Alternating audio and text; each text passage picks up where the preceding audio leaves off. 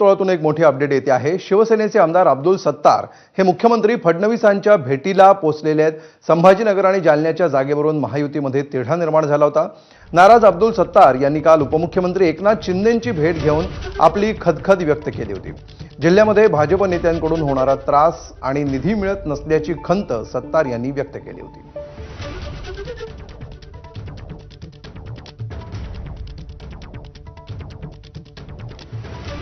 त्यामुळे अब्दुल सत्तार यांची समजूत काढण्यामध्ये मुख्यमंत्र्यांना यश येणार का हे बघणं महत्त्वाचं आहे।